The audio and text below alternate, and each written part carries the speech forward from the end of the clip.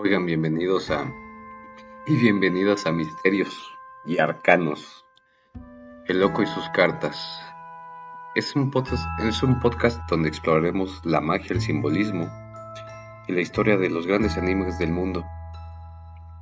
Hoy nos sumergiremos en el fascinante universo de los tarots de Marsella. Descubriremos cómo a lo largo de los siglos este instrumento ancestral ha evolucionado y se ha diversificado en múltiples mazos. ¿Qué elementos comunes mantienen estos tarots? ¿Qué diferencias se esconden tras sus arcanos, simbología y numeración? Acompáñenme en este viaje por historia y la evolución del tarot. Bueno, ya extrañaba andar por acá, ¿no? Haciendo este podcast y estas cosas, ¿no? Ya sé que utilizo luego inteligencia artificial así como que es mi segunda ayuda, pero este podcast es en vivo, ¿no? Y lo que me fascina del tarot es que a lo largo de estos 26 años de experiencia que tengo, pues he aprendido muchas cosas, ¿no? Y dentro de eso,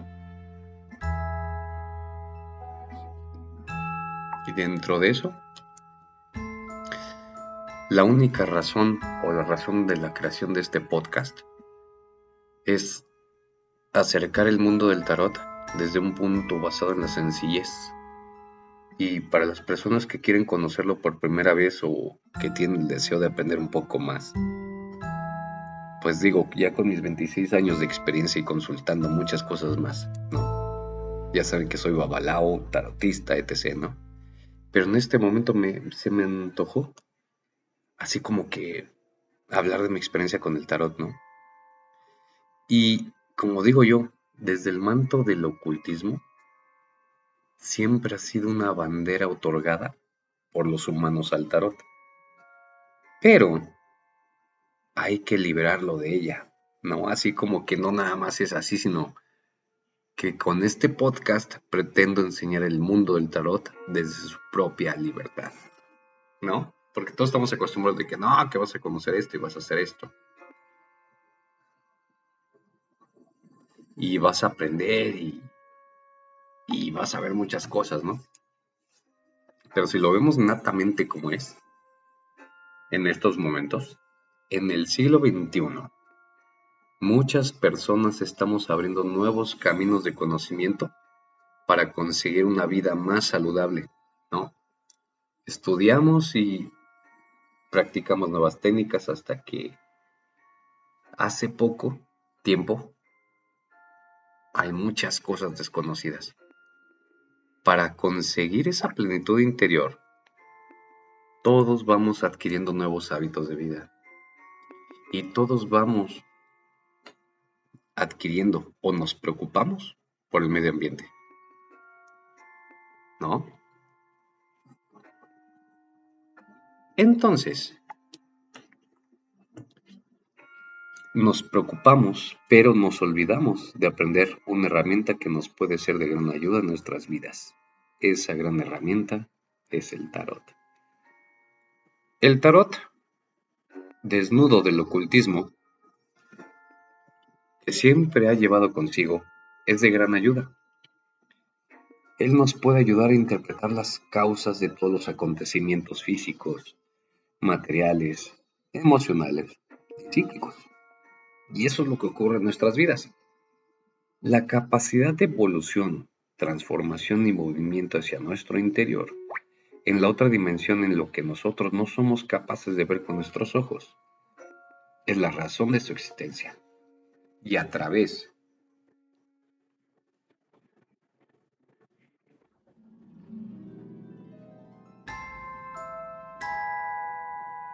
del tarot, esta gran herramienta que es el tarot, nos va a ayudar a interpretar las causas de todos los acontecimientos físicos, materiales, emocionales y psíquicos, ¿no? Y como les decía, es la razón de su existencia a través de los siglos de su historia. El tarot, a través de sus arcanos, nos aporta esas respuestas a nuestras preguntas, pero para poder dar una buena interpretación de ellas, es imprescindible conocerlo desde su interior.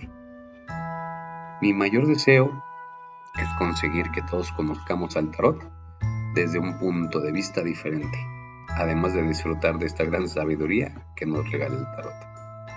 Entonces, hasta ahí, pues nos han enseñado, ¿no? Así como que atacar en los posts y todas esas cosas, ¿no? De qué es el tarot y que no sé qué, ¿no? Y como les digo yo, interpretar el tarot no es tener 78 cartas en las manos, mirarlas, mezclarlas, extenderlas, ¿no?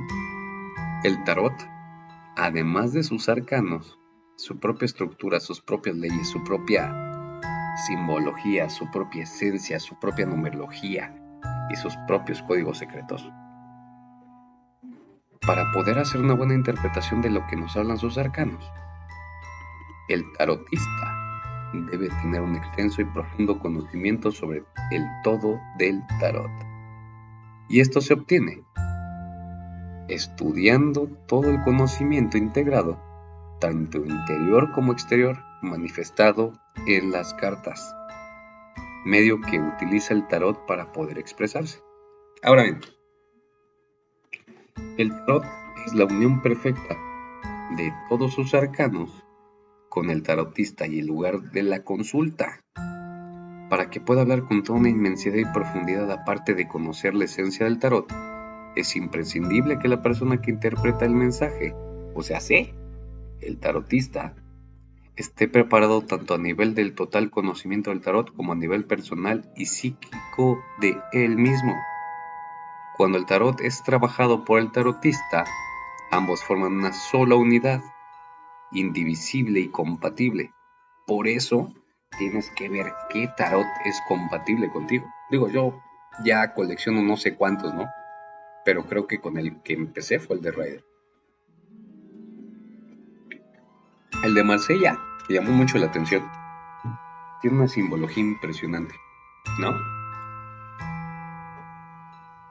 Otro de mis favoritos es el tarot de Toto. Y ya lo veremos por qué. Pero bueno. Cuando el tarot es trabajado por el tarotista, y como les dije, forman una sola unidad indivisible y compatible, para ello es imprescindible que la persona que se integre en él, durante el tiempo que invierte para preguntar e interpretar la respuesta que le da el tarot, tenga que olvidar y abandonar su propio ego y su apego, y tiene que ser transparente, ¿no? Por eso, y para ello vamos a estudiar paso a paso todos y cada uno de los elementos de los símbolos, de las leyes, del mazo, de los arcanos mayores y menores y de las tiradas, del tarotista, del lugar donde realiza la consulta. Es muy importante saber cómo realizar la consulta y en qué lugar. No es así nada más me siento y tiro, no, son muchísimas cosas las que se tienen que ver y son muchísimas cosas las que se tienen que explicar, ¿no? Ahora bien,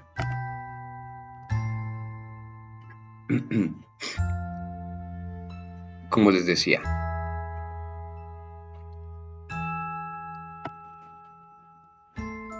la mente humana necesita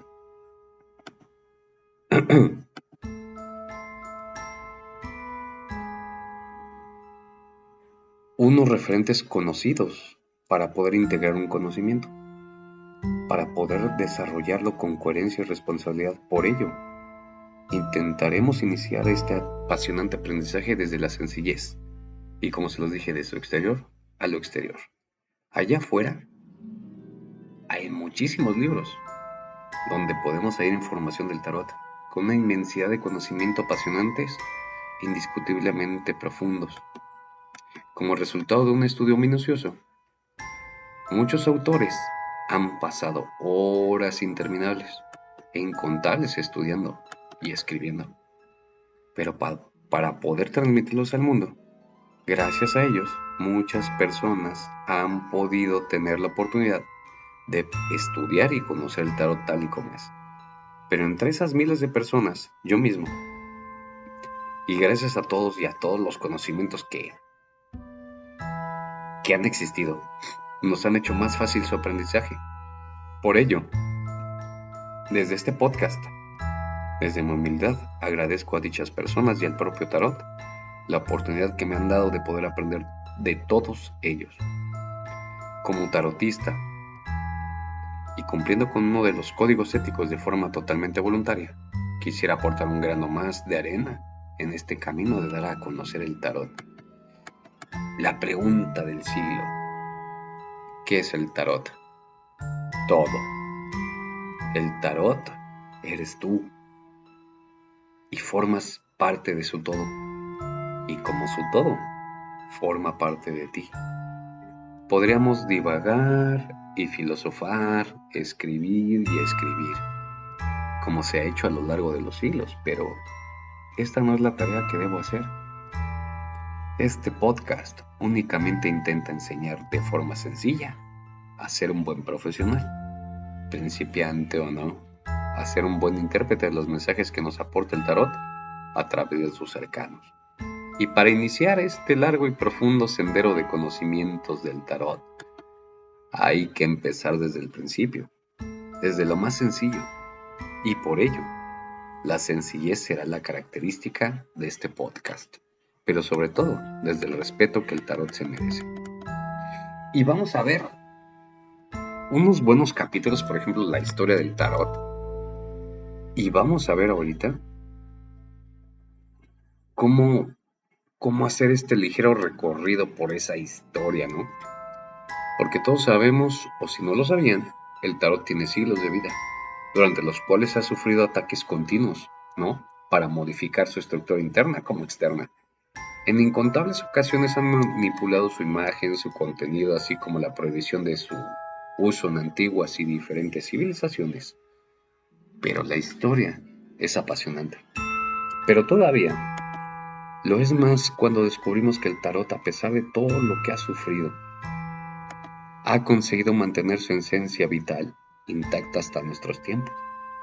Y a pesar de los continuos ataques recibidos, nadie ha conseguido modificar su real esencia.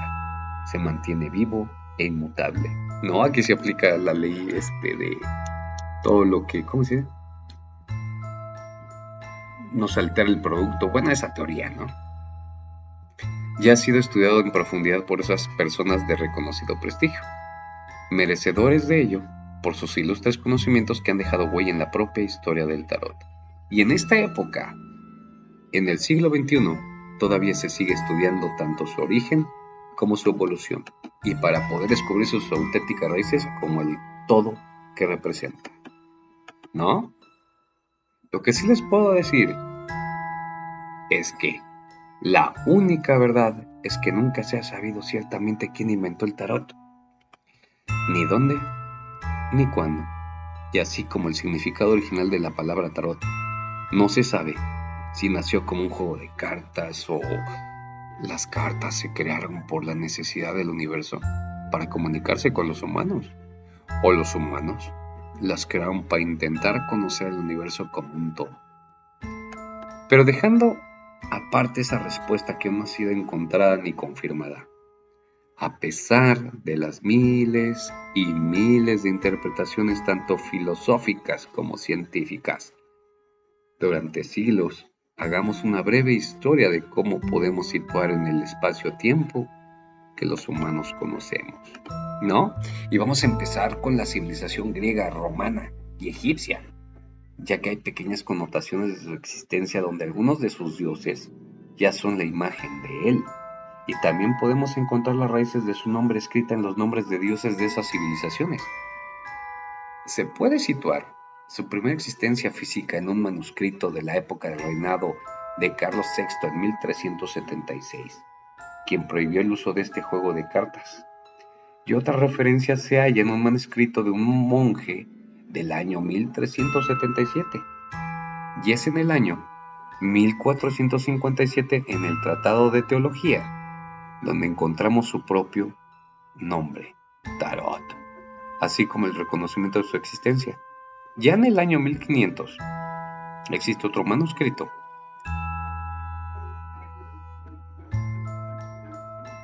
muy importante, ¿no?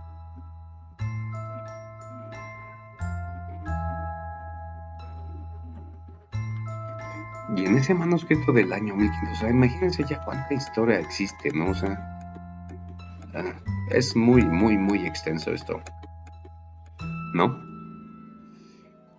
Pero bueno, en ese año 1500 había otro manuscrito en el latín, Sermones de Ludo cum Alice. Contiene por primera vez la lista de los arcanos mayores con sus nombres. Y a lo largo de todos estos siglos, el tarot ha tenido una seria y variada lista de padres creadores y adoptivos de lugares de nacimiento, así como de las civilizaciones, que han intentado modificar la verdadera esencia de su estructura, pero nunca se ha descubierto realmente quién fue el primer padre o madre, ni el año de su nacimiento, ni su nacionalidad. Únicamente se puede confirmar su existencia, que curiosamente coincide con la confirmación de la existencia de las más antiguas civilizaciones.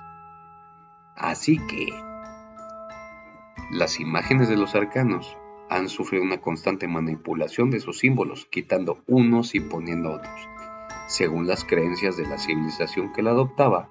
Lógicamente sus nombres también han sido cambiados y modificados, así como el orden que mantiene dentro de la propia estructura del tarot. Sus colores, su numerología y sus códigos secretos también han sido víctimas de estos ataques, ¿no? Ahora bien,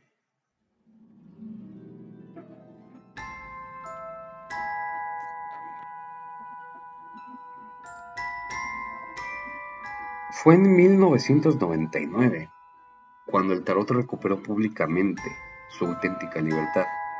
Recuperó todo aquello que exteriormente había perdido y abandonó todo aquello que le habían dado, todo aquello que no le pertenecía. Todo esto fue posible gracias a Philippe Camoin, quien en colaboración con Alejandro Jodorowsky reveló la existencia de los auténticos símbolos y códigos secretos, reconstruyendo la verdadera imagen de los arcanos y de las leyes del tarot de Marsella. El tarot tiene sus propias leyes, su simbología, su numerología y sus códigos secretos. El conocimiento de todo ello nos da una mayor facilidad para entender, comprender e interpretar a sus arcanos, portavoces de los mensajes que el tarot nos revela. A todo este trabajo de reestructuración para llevar el tarot lo más cerca posible de su propia identidad, se le denomina como leyes de Camoin, nombradas de Camoin en honor al heredero de su sabiduría, promotor de su liberación y abogado defensor del prestigio de tarot, Philippe Camoin. El tarot no es un conjunto de cartas que se utiliza para la adivinación del futuro en juego de azar. El tarot es más, es la unión de sus leyes con la energía del universo, es la unión de su todo con el todo, ¿no? Y el punto de unión son las cartas donde están impresas las imágenes de sus arcanos. Estas cartas, los arcanos transportan al mundo terrenal esa respuesta, pero deben ser interpretadas por una persona, y esta persona debe tener un amplio conocimiento del tarot, además de saber abandonar su propio ego en el momento de la consulta. Cuando todo ello entra en sintonía y gira con armonía, se produce esa evolución, transformación de esa unión tarot, arcanos, tarotista y consultante, formando una gran orquesta, formando una sola unidad de la totalidad. Esa es la verdadera historia del tarot. El tarot a lo largo de su historia ha sido víctima y vencedor, ha sufrido incesables ataques en su estructura, le han transformado y manipulado, le han prohibido y le han condenado, pero a pesar de todo ello, ha vencido y nadie ha conseguido modificar su verdadera esencia, su reconocimiento y su existencia en su triunfo, ¿no? Entonces es muy interesante ver, ¿no? Cómo va pasando las épocas y cómo pasó esto, ¿no? Lo cierto es que la reestructuración del tarot de Marsella es Philippe Camoin, que es el último heredero de los profundos conocimientos de los antiguos maestros de las cartas de Marsella.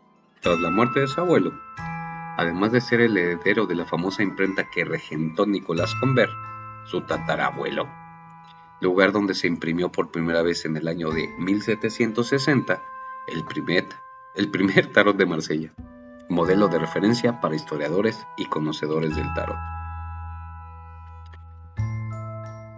El conocimiento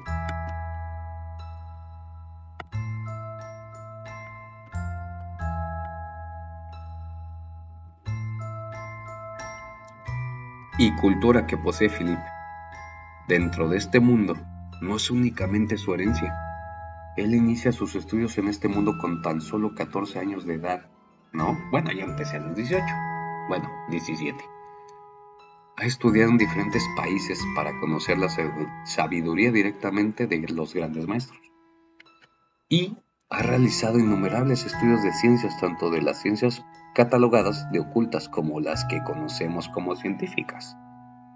Podemos nombrar sus estudios de alquimia, simbolismo, esoterismo, budismo, parapsicología, los poderes del alma, hinduismo, entre otras, además de matemáticas, medicina, informática, así como una docena de idiomas, ¿no?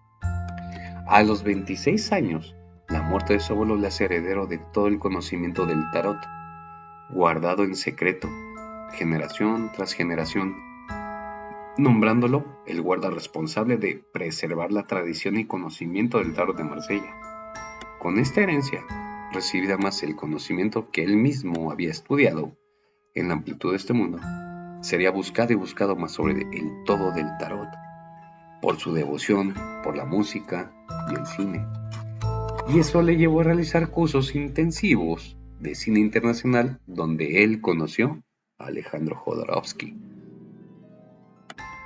Alejandro Jodorowsky pues es un cineasta internacional, maestro de arte, escritor y guionista. Además cuenta con más de 40 años dedicados al estudio de las cartas del tarot de Marsella y su gran devoción. Una de sus grandes obras maestras es El arte del tarot, excelente libro por cierto. Ambos forjaron una gran amistad en poco tiempo. Philippe pidió ayuda a Alejandro para la reconstrucción del tarot, formando un equipo admirable. En el objetivo de ambos prevalecía la necesidad de hacer público al mundo y para todos los humanos la sabiduría propia del tarot, donde la raza, la religión, la clase social o edad no fueron una condicionante. Su objetivo era devolverle el tarot, al tarot más bien, esa libertad que siempre le habían robado, quitarle ese manto de ocultismo que le habían impuesto de forma injusta y devolverle su auténtica identidad física, sus arcanos. Ambos iniciaron un arduo trabajo de búsqueda y estudio. Buscaron los diferentes símbolos del tarot repartidos por toda Europa, reestructurando la auténtica razón y forma de su existencia. Iniciaron la renovación de una nueva filosofía, la del tarot. Rescataron los auténticos códigos secretos, su auténtica simbología, así como la verdadera representación de sus arcanos, creando el tarot de Marsella reconstruido. Philippe siempre quiso revelar al mundo la riqueza oculta del tarot, y Alejandro le apoyó y animó a realizarlo. Alejandro fue quien le sugirió rediseñar un nuevo tarot de Marsella para hacerlo público y así asentar delante de todos los humanos que esta enseñanza es seria. Además, con esa publicación podría corregir los errores cometidos por sus antepasados y sacar del ocultismo al tarot. Y perfectamente, en ese año de 1999, en la historia y en el mundo, Philippe y Alejandro hacen pública la verdad oculta. Hasta ese momento de la publicación de la esencia innata del tarot, siempre había sido heredada bajo el mayor secreto de generación en generación. Jamás todo ese conocimiento había sido compartido con nadie de forma pública. Ellos lo han hecho.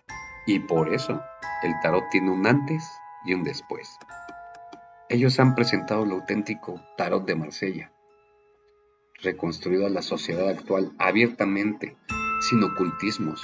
Un gran reto conquistado gracias a su tesón y trabajo por darle al tarot lo que siempre se ha merecido: respeto. De aquí los diferentes tarots de Marsella, con el paso de los siglos, como cabe esperar tras múltiples manipulaciones y deformaciones que ha sufrido el tarot a lo largo de la historia. Se han creado cientos de mazos diferentes. Encontramos algunas diferencias en los arcanos, en su simbología, en su numeración, incluso en el orden de su estructura interna dentro del propio mazo.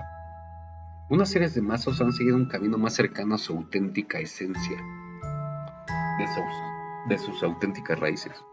Otros se han apartado de ese camino aunque han querido mantener un factor común, únicamente su nombre, el de Marsella. Y nos vamos a profundizar en las raíces comunes que identifican o no a los diferentes estados de Marsella, pero si los clasificamos basándonos en el conocimiento de los expertos, así los podremos identificar y clasificar. Sin duda, el tarot de Marsella de Nicolas Convert, tatarabuelo de Philippe Camoin, y sobre el cual se ha reestructurado el tarot, es el principal de ellos, es la raíz también. Clasificados y reconocidos como tarot de Marsella están el tarot de Suzanne Bernardin y el de François Chausson. Se hace llamar de tarot de Marsella y no son menos conocidos el tarot de Lequart, el tarot de Blanchet, el tarot de Kirchner, pero ellos no comparten la misma raíz, solo comparten el nombre de Marsella. Y el auténtico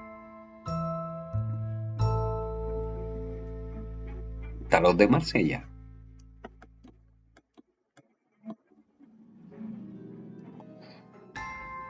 es, vamos a decirlo así,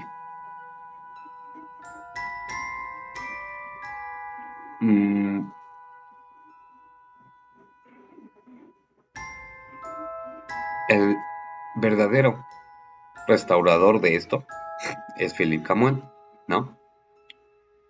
Después de haber hecho estudios en innumerables ciencias, tanto como ciencias catalogadas de ocultas como alquimia, simbolismo, esoterismo, budismo, parapsicología y todo lo que ya les había comentado, ¿no? A los 26 años que este hombre hizo todo esto, y estudiando la amplitud de este mundo, seguía buscando y buscando más sobre todo el tarot. Además de todo esto, y de querer revelar toda esa riqueza oculta del tarot, donde Alejandro le apoyó, ¿no?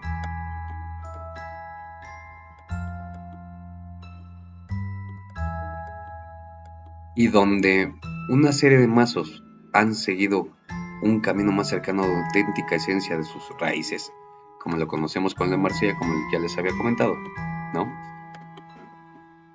Sin duda, y como les había dicho, el tarot de Marsella de Nicolas Convert, tatarabuelo de Philippe Camoin, ¿no? Se hace llamar el tarot de Marsella y no son menos conocidos del tarot de Lequart, del tarot de Blanchet, de Kirchner, ¿no? Y el auténtico tarot de Marsella, sin autores conocidos, sin raíces geográficas, históricas o ideológicas, goza esta libertad de existencia sin sucumbir a la negación o prohibición de que puede ejercer una sociedad sobre él. El tarot, como unidad de la totalidad, solo es un gran instrumento para que el todo pueda manifestarse con toda su autenticidad y libertad. Desde el nacimiento, y a pesar de lo que les había dicho de todas estas agresiones concebidas, vamos a conocer el mazo de cartas del tarot. Simplemente como si fuera un mazo de cualquier juego de cartas, aprenderemos cómo se distribuyen y se agrupan sus arcanos mayores y menores, en todo lo que lleva a su interior de forma individual, así como sus mensajes individuales o conjugados con otros arcanos. Lo vamos a hacer en capítulos dedicados al estudio de esos mismos. Las cartas del mazo son miradas y valoradas únicamente como naipes impresos, y todas tienen su anverso y reverso. La forma de la carta es rectangular, pero sus medidas varían. El reverso de las cartas carecen de significado en la estructura interna del tarot. Lo mismo ocurre con sus dibujos y sus colores. El anverso es la herramienta que utiliza el tarot para trasladarnos sus mensajes. En este anverso es donde encontramos las imágenes de sus arcanos, portavoces y mensajeros de sus respuestas. El mazo consta de 78 cartas o naipes impresos, con 78 imágenes diferentes. A partir de este momento, debemos empezar a tratarlas como parte indivisible del todo del tarot. Estas cartas se transforman en sus arcanos, toman identidad propia y dejan de ser unos naipes de una baraja cualquiera. Ahora son los arcanos del tarot, guardas y custodios de su energía interna, tan vital como equilibrada del todo del tarot. Los arcanos se dividen en dos grupos, mayores y menores. Los arcanos que aportan una imagen humana, animal, mitológica o astral, numeradas y con nombre propio, son llamados arcanos mayores. El resto de los arcanos, donde sus imágenes se asemejan en simbología de la baraja española, bastos, espadas, copas y oros, y que también tienen sus figuras sota, reina y caballo, son los arcanos menores. El mazo del tarot, como podemos apreciar, se divide en dos grupos independientes, los arcanos mayores y los arcanos menores, pero que ambos pueden colaborar conjuntamente en una misma tirada para ampliar con más detalle la respuesta recibida. Los arcanos mayores, que está formado por 22 arcanos mayores representados con imágenes humanas, imágenes de animales, cuerpos astrales e imágenes mitológicas. Cada uno de ellos tiene un número escrito en la parte superior, con características de los números romanos, del 1 al 21, menos uno de ellos, que es el loco. Luego hablaremos del viaje del loco. Este mismo arcano es el que ocupa el primer lugar en la estructura interna del tarot, el loco, llegando a la conclusión que los números llevan los arcanos con el número de su posición dentro de su estructura y cada uno del propio nombre situado en la parte inferior. Otros arcanos que rompen la norma es el arcano 13, es el único que no tiene impreso su nombre, la muerte. Los arcanos mayores tienen un orden estructural y numerológico, ¿no?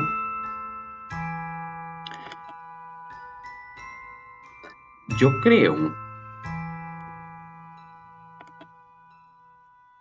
y veo cómo se reestructura ese tarot. He visto y he estudiado, bueno, aparte de estudiar, ¿no? Pero cómo se vive esa realidad. Cómo se vive y cómo lo han querido desconfigurar sacando tarot muy raros, ¿no? Pero como dice, a lo mejor cada tarot que haga, o el tarot de Marsella en resumen, nos ofrece un mosaico de interpretaciones donde cada mazo es un reflejo del tiempo, la cultura, la visión de quienes lo han creado. A pesar de sus diferencias en arcano, simbolismo y estructura interna, todos comparten la esencia de un gran instrumento místico capaz de conectar a quienes buscan respuestas en el universo, ¿no? Y en estos mazos, como les dije, vamos a adentrarnos en el mazo del tarot, que no solo como un conjunto de imágenes místicas, sino como si se tratara de un mazo de cartas convencional. En este podcast vamos a descubrir cómo se distribuyen y agrupan sus arcanos mayores y menores, y el papel que juega cada carta en la construcción del mensaje global del tarot. Cada carta del mazo, al igual que cualquier naipe, pues un anverso y un averso, como se los he dicho. Aunque la forma es rectangular y medias pueden variar, pero es el anverso donde vamos a encontrar esa verdadera esencia del tarot, ¿no? Y como les había dicho, se dividen los arcanos mayores, y estos se distinguen por representar imágenes humanas, animales, mitológicas o astrales, y son numerados y llevan un nombre propio, convirtiéndolos en símbolos potentes y reconocibles. Dentro de este grupo encontramos 22 cartas, entre las cuales incluyen figuras emblemáticas como el mago, la sacerdotisa, la emperatriz y el emperador, hasta llegar al mundo. Y es interesante notar que aunque la mayoría lleva un número en la parte superior, en cifras romanas, el loco es la excepción que ocupa el primer lugar sin numeración convencional. Los arcanos menores se asemejan en su simbología a la baraja española, a dividirse en los palos, como se ha dicho, bastos, espadas, copas y oros. Cada palo contiene figuras y números y sus imágenes nos conectan con la cotidianidad y aspectos más prácticos de la vida. Aunque ambos grupos son independientes en su estructura, en una tirada de tarot pueden trabajar conjuntamente para ofrecer respuestas, ¿no? Ya sea arcano mayor o menor, es parte del todo, y su combinación en una lectura ofrece un mensaje único y enriquecedor. En el detalle de los arcanos menores, se inicia con procedemos ahora, arcanos mayores. Se inicia con el loco, que ocupa el primer lugar en la estructura interna del tarot, aunque carece de número. Le sigue el mago, la sacerdotisa, la emperatriz, el emperador, el hierofante, los enamorados, el carro, la justicia, el ermitaño, la rueda de la fortuna, la fuerza, el ahorcado, la muerte, la carta 13, que curiosamente no imprime su nombre, la templanza, el diablo, la torre, la estrella, la luna, el sol, el juicio y finalmente el mundo. Y cada una de estas cartas se destaca por sus imágenes, las cuales pueden incluir elementos humanos, ¿no? Y es la conjunción de estos arcanos donde se revela la profundidad del mensaje del tarot. En este capítulo vamos a ver los arcanos menores. Esta segunda división del tarot de arcanos menores, este grupo se compone de 56 cartas, divididas de los 4 palos, como ya hemos dicho, de la vida cotidiana: bastos, espadas, copas y oros. Cada uno de estos bastos, o de estas figuras, ¿no?, está formado por 14 cartas, que abarcan desde el as hasta el 10 y se complementan con 4 figuras: sota, caballo, reina y rey. Los ases de cada palo son especialmente emblemáticos, que están representados por la imagen del propio palo: el basto, la espada, la copa y la moneda y el oro, ¿no? En los palos de bastos y espadas, por ejemplo, las imágenes de las cartas cambian sutilmente a partir del segundo. Esta variación en la representación de las cartas no es arbitraria. Cada cambio aporta matices adicionales a la interpretación de una tirada, invitándonos a profundizar en el significado de cada carta que tiene el contexto de la consulta. Y a través de los arcanos menores, el tarot se conecta con el día a día, por eso decimos que son las chismosas, ofreciendo una perspectiva práctica y detallada de las circunstancias y desafíos que enfrentamos. Aunque estos arcanos se distinguen de los mayores por su estructura y simbología, ambos grupos se complementan para ofrecer una lectura rica y completa. La dualidad entre arcanos mayores y menores es lo que permite al tarot ser versátil. Mientras los mayores nos hablan de grandes arquetipos y lecciones universales, los menores se encargan de matizar y contextualizar esos mensajes en situaciones específicas y cotidianas. En los próximos episodios de este podcast exploraremos en detalle cada uno de estos palos, desglosando sus cartas y analizando cómo sus significados pueden transformarse y colaborar entre sí para ofrecer respuestas precisas y enriquecedoras. Bueno, gracias por seguir con nosotros en este viaje a través de la estructura del tarot en El Loco y sus cartas. Si este episodio despertó tu curiosidad, no te pierdas los próximos capítulos en los que profundizaremos en el significado de cada palo, cada arcano mayor y en cómo interpretarlos en la lectura. Así que hasta la próxima, y que la sabiduría de los arcanos ilumine tu camino.